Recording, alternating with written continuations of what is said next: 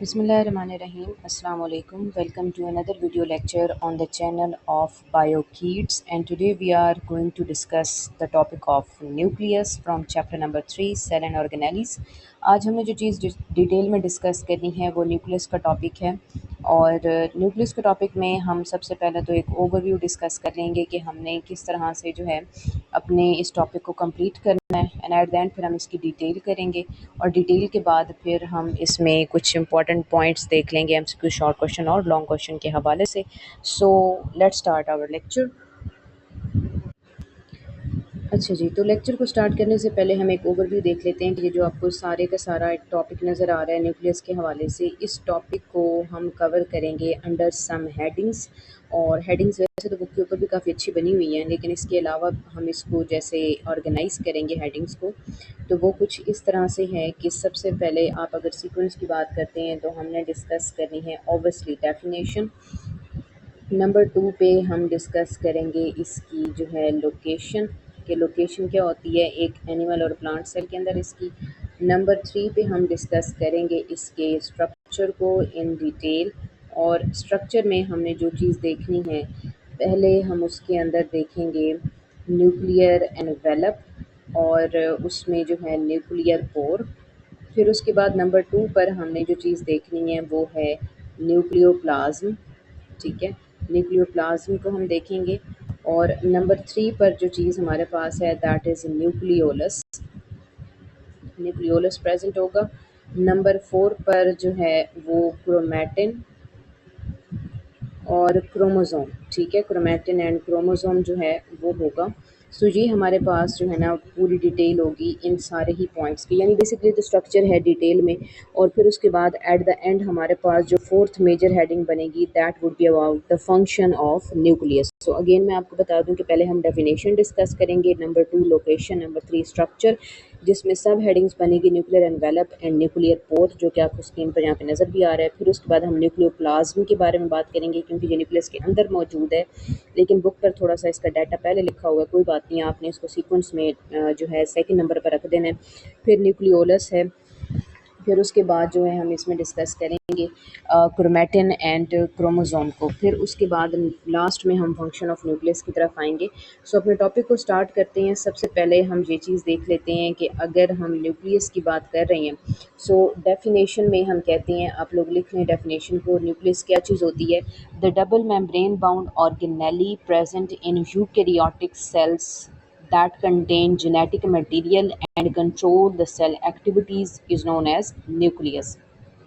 यानी double membrane bound organelle होता है जो प्रेजेंट है यूकैरियोटिक सेल्स में, और सेल के लिए जो जेनेटिक मटेरियल को भी स्टोर करता है यानी डीएनए को, और सेल की एक्टिविटी को भी कंट्रोल करता है। That was about the definition. Number 2 हम बात करते हैं लोकेशन की, ठीक है। सो लोकेशन की अगर हम बात करें तो आपको सबसे पहले उन्होंने इस लाइन के अंदर भी एक चीज़ मेंशन की है कि एक प्रोमिनेंट न्यूक्लियस प्रेजेंट होता है यूकैरियोटिक सेल्स में। एनिमल सेल्स में तो ये सेंटर में ही मौजूद होगा, यानी 2 पॉइंट आपके पास बनेंगे कि एनिमल सेल के केस में ये प्रेजेंट होगा इन द सेंटर, जैसे यहाँ पे आपको नज़र आ रहा है, सॉरी ये न्यूक्लियस का स्ट्रक्चर है, यहाँ पे आपको एनिमल सेल में ये सेंटर में नज़र आ रहा है। But in case of plant cell आप कहती हैं कि ये टूवर्ड्स द पेरिफेरी शिफ्ट हो जाता है due to the large central vacuole. ऊपर अगर देखें तो ये आपको नज़र आ रहा है कि ये लार्ज सेंट्रल वैक्यूल है और ये थोड़ा सा पेरिफेरी की तरफ जो है न्यूक्लियस मौजूद है।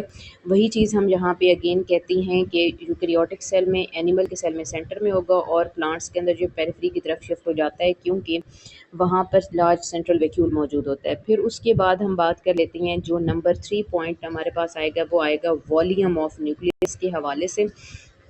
तो वो नेक्स्ट लाइन के अंदर ही लिखा हुआ है कि स्फेरिकल न्यूक्लियस है, ठीक है, और उसका वॉल्यूम क्या है, it is about the 10% of eukaryotic cell volume. और ये बहुत इंपॉर्टेंट रोल प्ले करता है सेल वॉल्यूम के अंदर क्योंकि न्यूक्लियस वहाँ पर मौजूद है। तो ये थर्ड पॉइंट हो गया। अब आगे अगर आप देखें तो इसने जो है ना ये फंक्शन न्यूक्लियस के लिखे हैं, लेकिन आपने इस सीक्वेंस को याद रखना है कि पहले एक ऑर्गेनेली का अपनी डेफिनेशन बताइए, लोकेशन बताइए, उसके वॉल्यूम के हवाले से बताएं। अब आप पहले डिटेल में स्ट्रक्चर बताएंगे, फिर उसके बाद आप फंक्शन बताएंगे। इसलिए फ़ंक्शन को बिल्कुल एंड पर ले जाना है। तो इस चीज़ को फ़िलहाल हम स्किप कर रहे हैं, हम लेक्चर के एंड में इसको डिस्कस करेंगे। हम स्ट्रक्चर की तरफ आते हैं, तो स्ट्रक्चर में हम कहते हैं द वेरी फर्स्ट थिंग हमारे पास आती है न्यूक्लियर एनवेलप, ठीक है? कि अगर आप न्यूक्लियस की बात करते हैं तो ये आपको एक स्ट्रक्चर नज़र आ रहा है जो कि आपने प्रैक्टिस भी करना है कि ये न्यूक्लियर एनवेलप है। अगर मैं आपके लिए इस डायग्राम को समराइज़ कर दूँ तो हम एक चीज़ यहाँ पे डिस्कस करते हैं कि न्यूक्लियस किस तरह का स्ट्रक्चर है कि ये आपको जो है ना, ये इनर मेम्ब्रेन हो गई, ठीक है? ये इस तरह से आउटर मेम्ब्रेन है जो बाहर एंडोप्लाज्मिक रेटिकुलम के साथ जो है ना कनेक्टेड होती है, आउटर मेम्ब्रेन ऐसे। अब ये चीज़ हमने बात की है कि हमारे पास जो है ना, ये क्या चीज़ है, आउटर मेम्ब्रेन है, ठीक है? और ये क्या चीज़ है, इसकी इनर मेम्ब्रेन है। अब इनर मेम्ब्रेन ये हो गई और बाहर से जो है ये एंडोप्लाज्मिक रेटिकुलम के साथ जो है ना ये कनेक्टेड होगा न्यूक्लियस। यहाँ ये आर का पार्ट हो जाएगा इधर, ठीक है? और यहाँ से जो है फिर वो एस का पार्ट जो है ना वो स्टार्ट हो जाएगा। तो ये एंडोप्लाज्म रेटिकुलम के साथ कनेक्टेड है। अब इस चीज़ को हम नाम दे रहे हैं कि ये जो हमारे पास एक स्ट्रक्चर आ रहा है, this is known as nuclear envelope. आप इसको डबल मेम्ब्रेन बाउंड स्ट्रक्चर कह रहे हैं, यानी आप इसको न्यूक्लियर एनवेलप का नाम दे रहे हैं। अब इस न्यूक्लियर एनवेलप में अगर आप देखें तो ये एक न्यूक्लियर एनवेलप जो होता है ना, इसके अंदर की तरफ आपको कुछ एक इस तरह की अरेंजमेंट प्रोटीन फाइबर्स की नज़र आती है, जिनको हम नाम देते हैं कि ये हमारे पास होती है न्यूक्लियर लेमिना। ये क्या चीज़ है जिसको हम बोलते हैं न्यूक्लियर लेमिना। न्यूक्लियर लेमिना का नाम हम इसलिए देते हैं क्योंकि लेमिना का मतलब होता है कि अंदर की तरफ ये सारे का सारा स्ट्रक्चर मौजूद है जो कि बेसिकली प्रोटीन फाइबर्स होती हैं।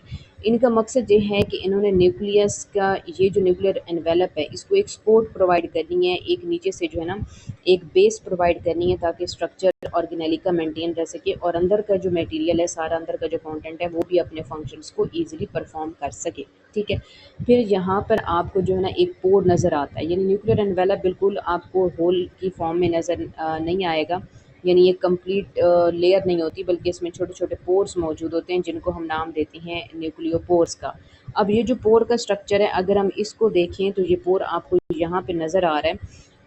ये क्या था, न्यूक्लियर एनवेलप है जिसको हमने कहा कि ये आउटर मेम्ब्रेन है, बाहर की तरफ ये इनर मेम्ब्रेन है और ये अंदर की तरफ क्या है, सारा न्यूक्लियर लेमिना, ठीक है? और इन दोनों मेम्ब्रेन्स के दरमियान जो स्पेस होती है उसको हम नाम देते हैं कि वो पेरी न्यूक्लियर स्पेस है, यानी ये आउटर मेम्ब्रेन थी, ये इनर मेम्ब्रेन है, इनके दरमियान की जो स्पेस है that is known as perinuclear space. एक और बात भी आपने याद रखनी है कि न्यूक्लियर एनवेलप जो होता है ना, एनवेलप में और डबल मेम्ब्रेन बाउंड ऑर्गेनेली होने में क्या फ़र्क होता है?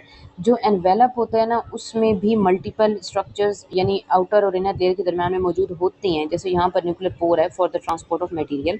लेकिन वेल ऑर्गेनाइज्ड हम कहते हैं कि ऑर्गेनेलीज इस किस्म की कोई और एंजाइम्स या मतलब मटेरियल वगैरह अंदर नहीं होगा, ठीक है?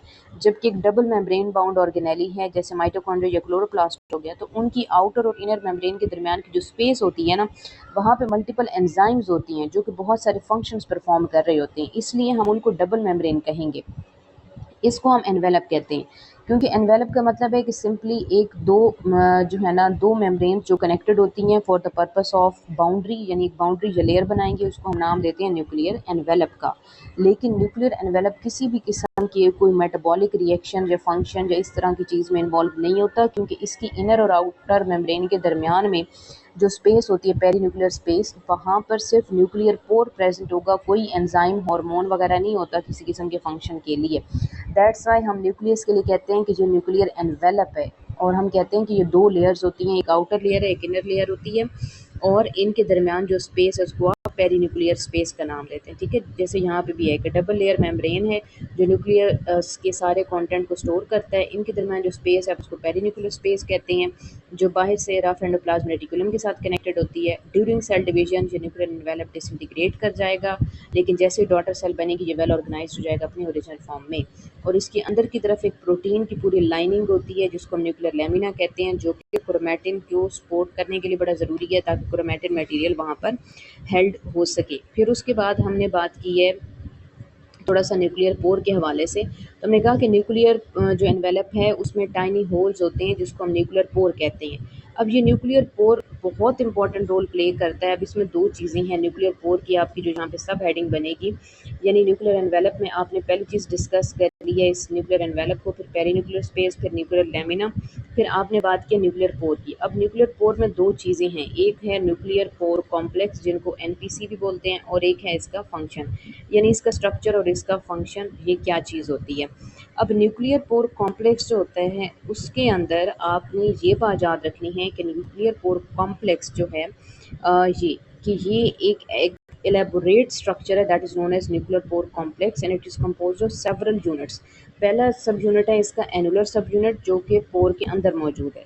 फिर उसके बाद है कॉलमनर सब यूनिट जिसकी वॉल बनाता है। फिर रिंग सब यूनिट जो बाहर इसके ऊपर की तरफ है, माउथ रीजन पर है, ठीक है। और ल्यूमिनर सब यूनिट जो अंदर की तरफ है और इसको एंकर करता है, और टाइनी फाइबर्स हैं जो कि नीचे की तरफ इस तरह से अटैच होके तो न्यूक्लियर बास्केट लाइक स्ट्रक्चर बनाती हैं। कैसे? अब ये पूरे का पूरा जो स्ट्रक्चर है इसको हम न्यूक्लियर पोर का नाम दे रहे हैं। अब इसको हम बना लेते हैं कि न्यूक्लियर पोर क्या था कि लेट्स से कि ये आउटर मेम्ब्रेन है और ये इनर मेम्ब्रेन है, तो इसके दरमियान क्या है कि इस तरह का एक स्ट्रक्चर मौजूद है जिसको हमने नाम दिया है कि ये है न्यूक्लियर पोर। अब इस न्यूक्लियर पोर के अंदर होता क्या है कि अगर हम इस न्यूक्लियर पोर की बात करते हैं तो यहाँ पर आपको सेंटर के अंदर एक यूनिट नज़र आता है जिसको नाम दिया जाता है एनुलर यूनिट। अगर ये एक पोर है, ठीक है, इसी तरह यहाँ पे हम कह देते हैं कि दूसरा जो है ना वो पोर है यहाँ पे, ठीक है। और यहाँ पे लेट्स से हम कह देते हैं कि तीसरा पोर है, तो इसके सेंटर में जो यूनिट मौजूद है उसको हम नाम देते हैं एनुलर सब यूनिट, जैसे ये आपको ग्रीन में यहाँ पे नज़र आ रहा है, ठीक है। अब जो वॉल बना रहा है यानी ये लेफ़्ट और राइट वॉल जिसने बनाई है उसको हमने नाम दिया कि वो क्या था, कॉलमनर सब यूनिट था। और ऊपर वाला ये हो गया इसका रिंग सब यूनिट। फिर इसके साइड्स पर इस तरह से एक यूनिट होता है जिसको हम बोलते हैं लेमिनर सब यूनिट, जो आपको ये ब्लू में नज़र आ रहा है, जो इसको इस लेयर के अंदर यानी आउटर और इनर मेम्ब्रेन के दरमियान अटैचमेंट प्रोवाइड करता है। और हर एक पोर से फिर एक टाइनी फाइबर ओरिएंटेड होती है जो फिर अंदर इस तरह से एक बास्केट की तरह का स्ट्रक्चर बनाती है जिसको हम न्यूक्लियर बास्केट का नाम देते हैं।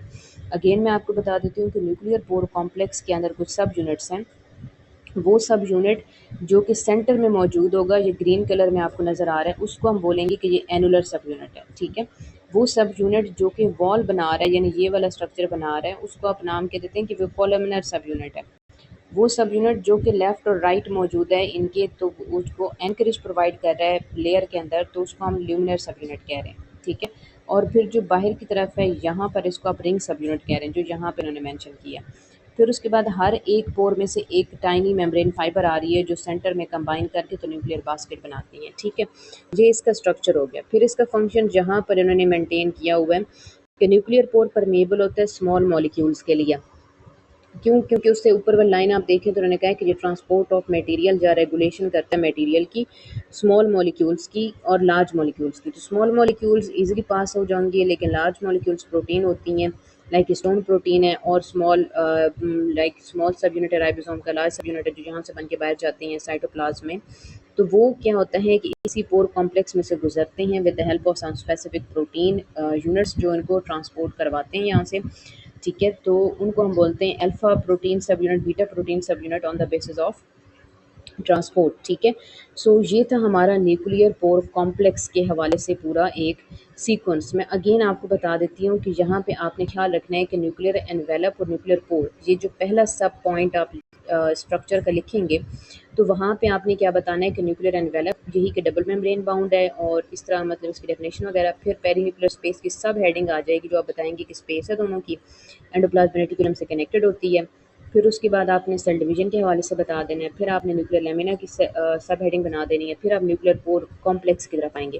पहले इसके जो है डायग्राम ये वाली ड्रॉ कर लेंगे। फिर आपने जो है न्यूक्लियर पोर कॉम्प्लेक्स के ये यूनिट्स बता देने हैं, ये इसका फंक्शन बता देना है। तो यहाँ से आपका न्यूक्लियर एनवेलप और न्यूक्लियर पोर कंप्लीट हो जाएगा। फिर सेकंड पॉइंट स्ट्रक्चर का हमारे पास आता है न्यूक्लियोप्लाज्म। तो वो आपने क्या ऐड करना है कि न्यूक्लियोप्लाज्म क्या है कि सेमी फ्लूइड मैट्रिक्स होता है इनसाइड द न्यूक्लियस, जिसको आप नाम देते हैं न्यूक्लियोप्लाज्म। यानी न्यूक्लियस का जो फ्लूइड है उसको हम बोलेंगे कि न्यूक्लियोप्लाज्म है, यानी यहाँ पर जो सारा मौजूद होता है इसको आप क्या बोलेंगे अंदर की तरफ, न्यूक्लियो प्लाज्म। अब ये न्यूक्लियर प्लाज्म जो होता है यहाँ पे ज़्यादातर न्यूक्लियर मटेरियल में क्या चीज़ होगी, क्रोमैटिन मौजूद होगी जो क्रोमोसोम बनाएगी ड्यूरिंग सेल डिवीजन, और डिपेंडिंग अपॉन और इसके मतलब टाइप की इसमें न्यूक्लियोलाई भी मौजूद होती है। जैसे ये एक नर होगा तो आप न्यूक्लियोलाई बोलेंगे, न्यूक्लियोलस बोलेंगे, मल्टीपल होगा तो न्यूक्लियोलाई बोलेंगे। तो 2 to 3 न्यूक्लियोलाई भी यहाँ पर होंगे जो कि राइबोसोम की सिंथेसिस करते हैं। यानी कि जो न्यूक्लियोप्लाज़्म होता है ना, ये न्यूक्लियस के लिए बिल्कुल वही काम करता है जो कि सेल के लिए साइटोप्लाज़्म करता है। यानी न्यूक्लियोप्लाज़्म के पास न्यूक्लियस के काम वाले तमाम स्ट्रक्चर्स मौजूद होंगे। सेंटर में न्यूक्लियोलस मौजूद होगा, सराउंडिंग में जो आप देख सकते हैं कि इस तरह से जो लेयर-लेयर आपको नज़र आ रही है, तो ये सारी क्या हैं कि ये जो आपको सारे स्ट्रक्चर्स नज़र आ रहे हैं ना, बेसिकली ये क्रोमैटिन फाइबर्स हैं, ठीक है? और इस तरह से ये न्यूक्लियोप्लाज़्म बड़ा ज़रूरी रोल प्ले करता है। थर्ड पॉइंट है जी हमारे पास न्यूक्लियोलस, जिसकी अभी हम बात कर रहे थे, जो कि आपको ये सेंटर में जहाँ ज़्यादा ज़ूम इन करके भी उन्होंने दिखाया है। न्यूक्लियोलस की अगर हम डेफिनेशन की बात करें तो ये डार्कली स्टेन्ड स्ट्रक्चर है इन द न्यूक्लियोप्लाज्म, ठीक है। और इसकी अगर हम बाकायदा डेफिनेशन की बात करते हैं सो हम कहते हैं darkly stained structure in the centre of nucleus that is involved in ribosome synthesis, तो वो हमारे पास होता है न्यूक्लियोलस। अब एक सेल के अंदर न्यूक्लियस में 2 या 3 न्यूक्लियोलाई हो सकते हैं और ये एक्ट करते हैं as a site of ribosome synthesis. हम इसको साइट ऑफ राइबोसोम सिंथेसिस भी कहते हैं, राइबोसोम सिंथेसिस मशीनरी का भी नाम देते हैं न्यूक्लियोलाई को, ठीक है। सो यहाँ पे हम बात करते हैं कि जो न्यूक्लियोलाई होती है ना, ये बड़ा इंपॉर्टेंट रोल प्ले करती है, क्योंकि यहाँ पर क्या होता है कि ऑर्गेनाइजेशन होती है। These are the site where chromosomes get organised. इसकी मदद से तो हम इसको न्यूक्लियोलस ऑर्गेनाइज रीजन NORs का भी नाम देते हैं। यहाँ इसके साथ ही साथ DNA भी मौजूद होते हैं in the form of chromatin fibres, जो आपको नज़र आ रही हैं, और स्मॉल राइबोसोम की यूनिट्स भी मौजूद होती हैं। और DNA found at NROs encodes the ribosomal RNA, यानी इसका मतलब ये है कि इसके करीब न्यूक्लियोलर ऑर्गेनाइज रीजन के करीब करीब जो DNA मौजूद होता है ना, इसका काम है कि इसने राइबोसोमल RNA बनाना है। तो site of ribosomal RNA synthesis है न्यूक्लियोलस, यहीं पर बनेगा। राइबोसोमल आरएनए की स्मॉल सब यूनिट भी यहीं पर बनेगा, लार्ज सब यूनिट भी यहीं पर बनेगा। यहाँ से होता हुआ ये न्यूक्लियोप्लाज्म में जाएगा और यहाँ से फिर न्यूक्लियर पोर से होता हुआ बाहर साइटोप्लाज्म में चले जाएंगे। Inside the cytoplasm small subunit अलग होगा, लार्ज सब यूनिट अलग रहेगा। जब इन्होंने प्रोटीन सिंथेसिस करनी है तो दोनों कंबाइन करके इस तरह का एक कॉम्प्लेक्स बनाएंगे, जिसको हम राइबोसोमल कॉम्प्लेक्स कहते हैं, और फिर वो प्रोटीन सिंथेसिस को कंटिन्यू करेगा। अदरवाइज वो वैसे ही बाहर पड़े रहेंगे।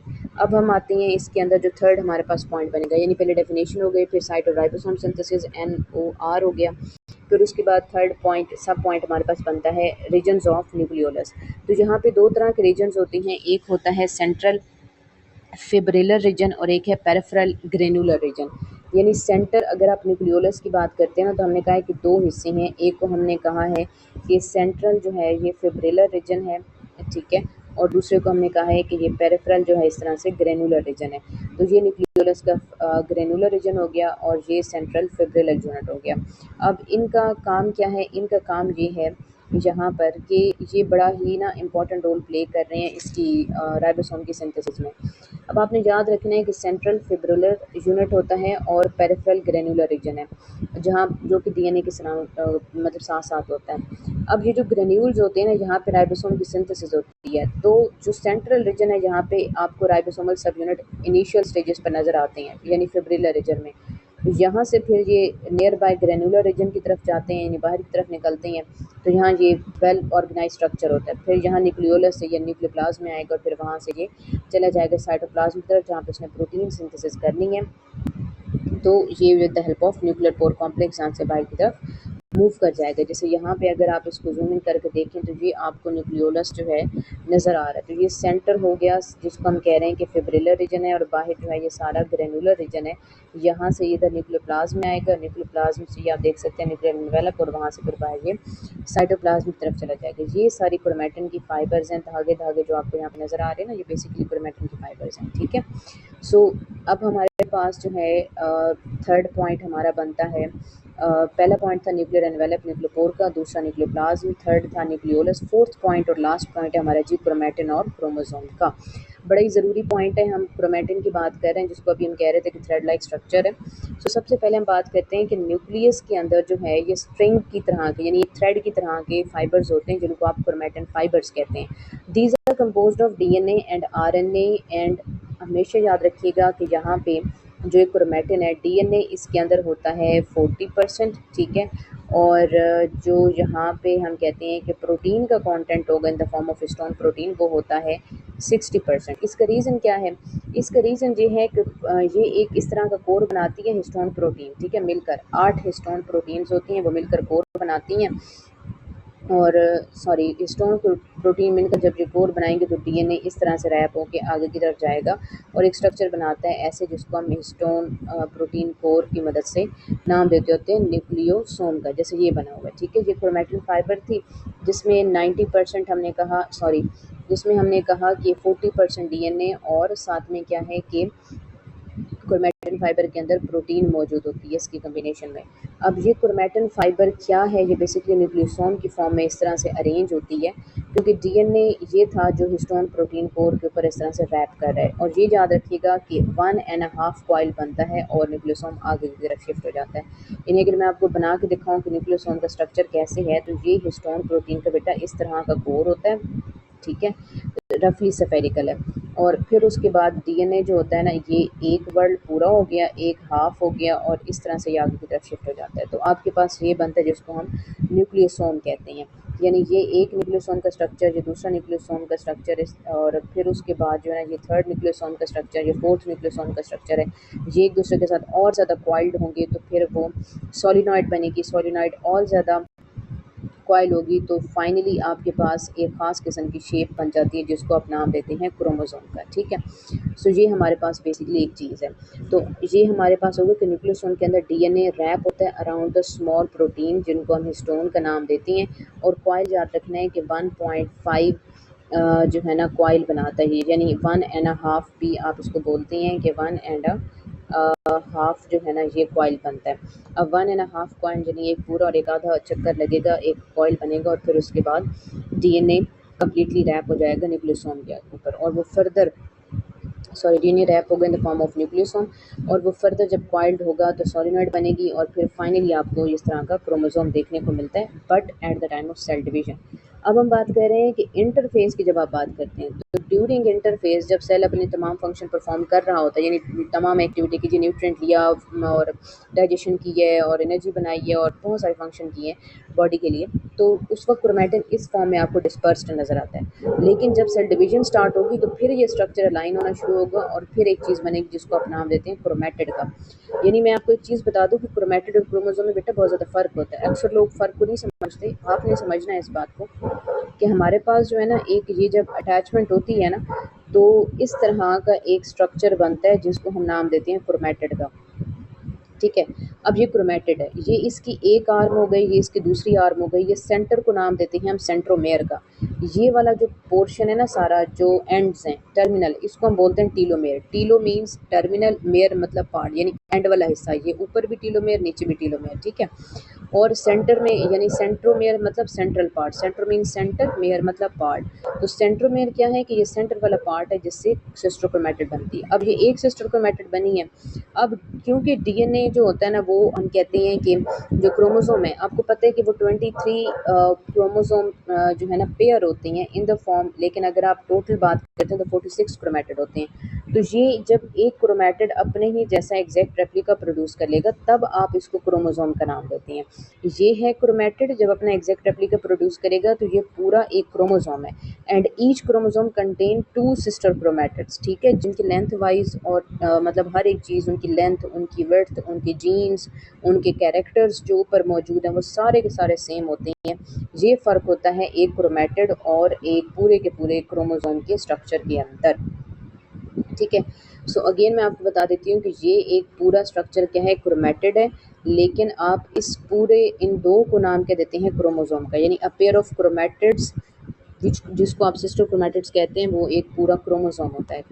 और स्ट्रक्चर में आपको बता दूं कि ये क्या है, सेंट्रल टर्मिनल पार्ट है तो टीलोमेयर, सेंट्रल पार्ट है तो सेंट्रोमेयर। ये एक आर्म होती है, ये दूसरी आर्म होती है, पूरे को आप क्रोमोसोम कह रहे हैं जो कंडेंस्ड फॉर्म में यानी हाईली क्वाइल्ड फॉर्म के अंदर होता है। और ये चीज़ आपको नज़र आती है at the time of cell division. फिर उसके बाद बेटा हम आ जाते हैं टाइप ऑफ क्रोमैटिन के अंदर। ठीक है, अब टाइप ऑफ क्रोमैटिन के अंदर जो है ना, ये आपने थोड़ा सा एमसीक्यूज़ के हवाले से देख लेना है कि ह्यूमन सेल के अंदर जो है ना ये डीएनए 6 फीट लॉन्ग होता है और ये काफ़ी ज़्यादा मॉलिक्यूल मतलब काफ़ी ज़्यादा है। 46 क्रोमोसोम एक जो होते हैं ना इंडिविजुअल के अंदर होते हैं, और इसको हम कहते हैं कि अगर आप लेंथ देखते हैं तो 1.5 इंच लॉन्ग होता है for each of the chromosome, यानी हर एक क्रोमोसोम आपको 1.5 इंच लॉन्ग नज़र आता है, 1.5 इंच जो है ना ये लॉन्ग होता है। इसके बाद ये तो आपका हो गया एमसीक्यू के लिए। ये आपका बड़ा इंपॉर्टेंट डाटा है जो आपने यहाँ के बाद जो है ना इसके अंदर ऐड कर देना है in the form of type of chromatin. Chromatin दो तरह के होते हैं, एक हेट्रोक्रोमेटिन होता है और एक जू क्रोमेटिन होता है, ठीक है। अब क्या है कि हेट्रोक्रोमेटिन और जू क्रोमेटिन कहाँ पे कैसे आपको नज़र आते हैं। यू का मतलब है ट्रू और क्रोमेटिन का मतलब है क्रोमेटिन, यानी ट्रू क्रोमेटिन जो है उसको आप यू क्रोमेटिन का नाम देते हैं। यू क्रोमेटिन एक ऐसा स्ट्रक्चर है डीएनए का क्रोमेटिन का जो कि आपको यहाँ पे नज़र आ रहा होता है, यहाँ से यहाँ तक, यानी यहाँ से यहाँ तक सारा जो है, यानी ये वाला जो पार्ट है सारा ये किसका है, यूक्रोमेटिन का। अब यूक्रोमेटिन जो होता है ना ये हाईली एक्सप्रेसिव पार्ट है, ईजिली एक्सप्रेस कर सकता है, ईजिली रेप्लिकेट कर सकता है। तो रेप्लिकेशन भी होगी, फिर उसके बाद ट्रांसक्रिप्शन होगी, यानी हम कह रहे हैं कि वो ट्रांसक्रिप्शन में मैसेंजर आरएनए बनेगा, वहाँ से प्रोटीन बनेगी। तो सेल जो है ना वो अपना जो डीएनए एक्सप्रेस कर रहा है वो बेसिकली यूक्रोमेटिन ही होता है, ठीक है। सो टोटल डीएनए का इन case of humans total DNA का जो है 92% होता है यूक्रोमेटिन। जब हम हेट्रोक्रोमेटिन की बात करते हैं तो हेट्रो का मतलब होता है डिफरेंट, क्रोमेटिन का मतलब है क्रोमेटिन। तो हेट्रोक्रोमेटिन हम क्यों उसको कह रहे हैं, क्योंकि ये वाला जो पोर्शन है ना यहाँ पे आपको नज़र आता है हेट्रोक्रोमेटिन, यानी ये सेंट्रोमेयर को हटा के ना ये वाला पार्ट सारा हेट्रोक्रोमेटिन है, ये वाला पार्ट सारा हेट्रोक्रोमेटिन है। तो अब कहते हैं the type of chromatin that is highly coiled in present near the centromere उसको आप बोलते हैं हेट्रोक्रोमेटिन। डेफिनेशन हो गई। नंबर 2, ये हाईली कॉइल्ड है तो ये नॉन एक्सप्रेसिव है, इसके ट्रांसक्रिप्शन या ट्रांसलेशन नहीं होती। नंबर 3, इसमें ऐसे जीन्स होते हैं जो म्यूट होते हैं और खुद को एक्सप्रेस नहीं करते।